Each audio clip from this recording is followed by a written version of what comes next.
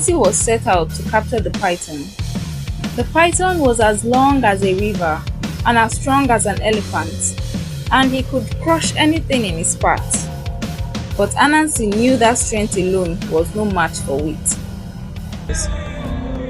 Anansi, always eager to make a name for himself, decided it was time for those stories to belong to him.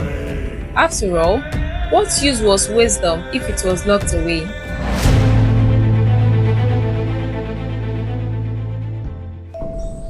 In the heart of the lush green forest of Ghana, where the tall trees whispered secrets and the rivers hummed ancient songs, there lived a creature unlike any other.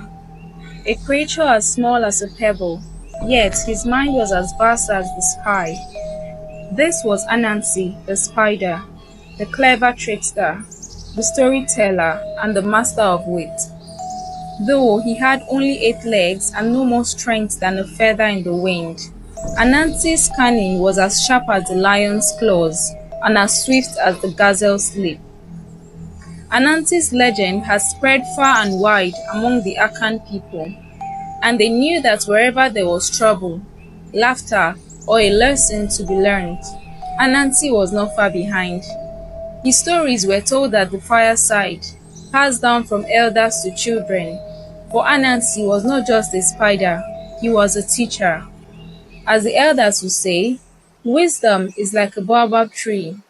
No one individual can embrace it.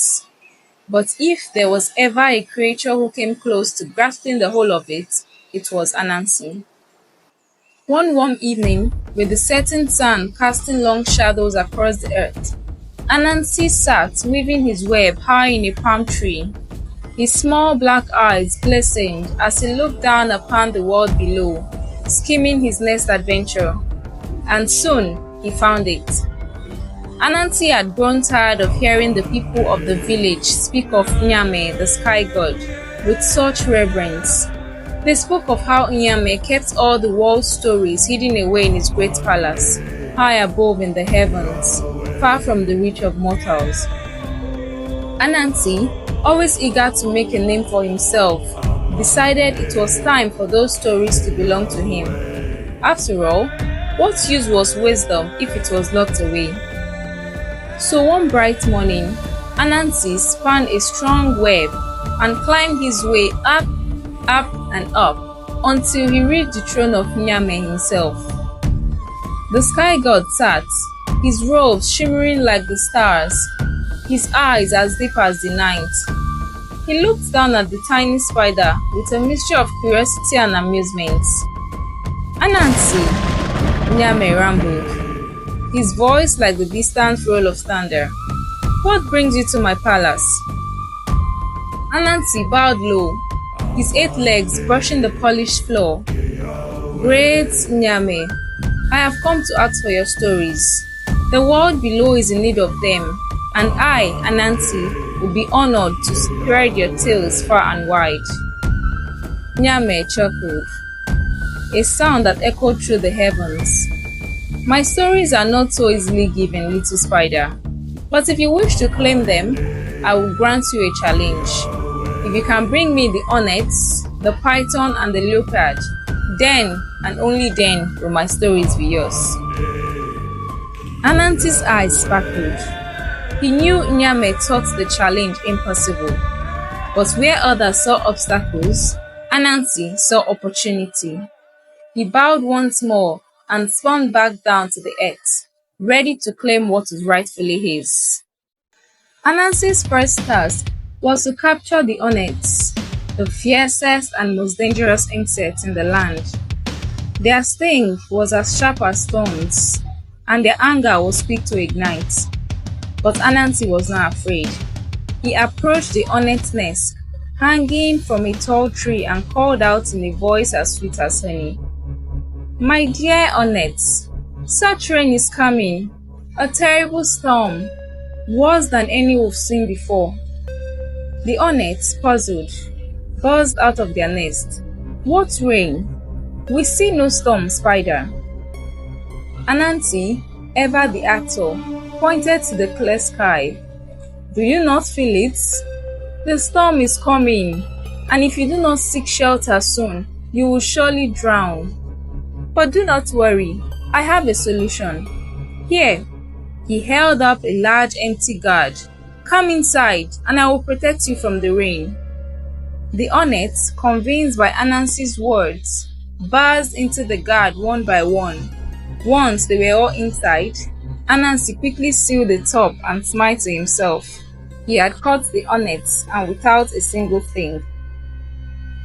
The monkey that knows how to climb does not fear the tree, Anansi whispered to himself, feeling proud of his cleverness. Next, Anansi was set out to capture the python. The python was as long as a river and as strong as an elephant, and he could crush anything in his path. But Anansi knew that strength alone was no match for wit. Anansi found the python coiled under a baobab tree, basking in the afternoon sun. He approached slowly, calling out in a loud voice so that the python could hear. "Ah, python, I was just speaking with my wife about you, and we cannot agree. She says you are shorter than this tree, but I say you are longer. Would you help settle this argument for us?" The python, his pride pricked, uncoiled himself and slithered forward. "I am far longer than that tree, Anansi, but how will you measure me?" Anansi, pretending to think hard, scratched one of his legs. "If you could just stretch yourself out along the length of the tree, I could mark your size with this stick." The python, eager to prove his might, stretched his long glistening body along the tree. But as he did, Anansi quickly tied him up with his web, binding him to the trunk. "Now you are as tied to this tree as a man is to his own fate," Anansi laughed. With the python captured, he moved on to the final task. The leopard was the most feared creature in the forest, swift and silent as the wind. His golden eyes gleamed like the moon, and his claws were sharp as spears. But even the fiercest of beasts could not outsmart Anansi. Anansi waited by the leopard's favorite watering hole, digging a deep pit and covering it with branches and leaves. Then he sat back and waited, humming a tune to himself as the sun began to set. Soon enough, the leopard came, crawling through the trees, his eyes scanning the ground.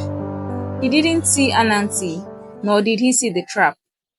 With a swift leap, the leopard fell into the pit with a smell.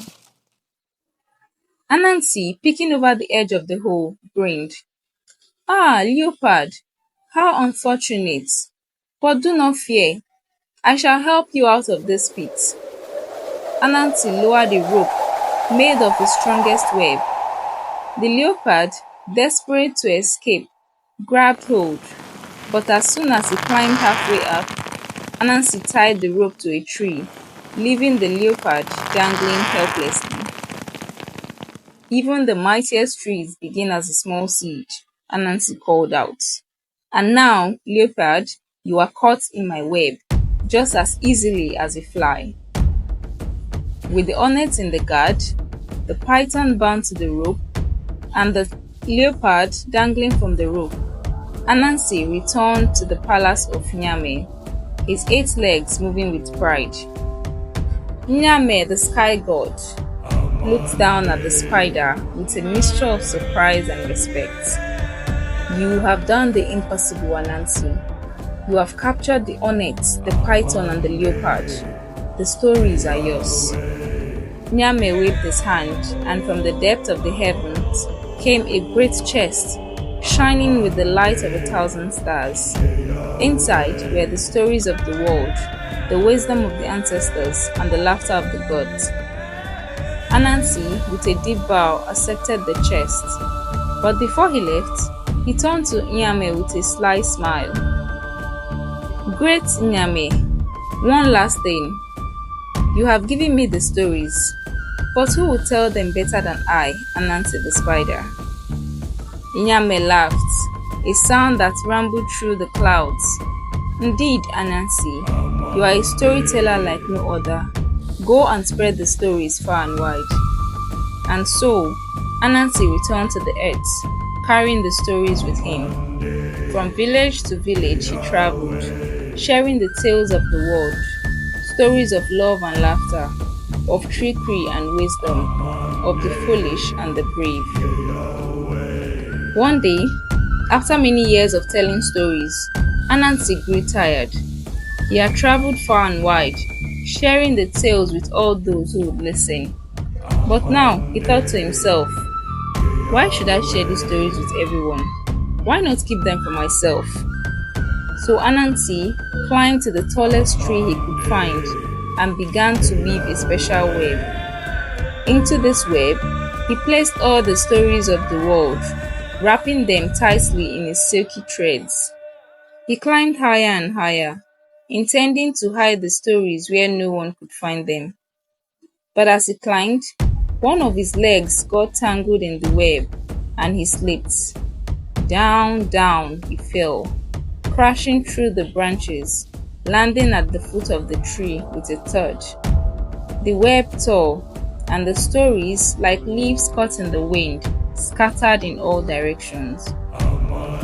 From that day on, the story of Anansi spread far and wide, carried on the winds, whispered by the rivers, and shared by the people. And though Anansi had tried to keep them all for himself, the stories belonged to everyone. As the Akan people say, the wisdom of the spider lies not in its web, but in how it weaves it. And so, the stories of Anansi, the clever trickster, continue to be woven into the fabric of life, told and retold.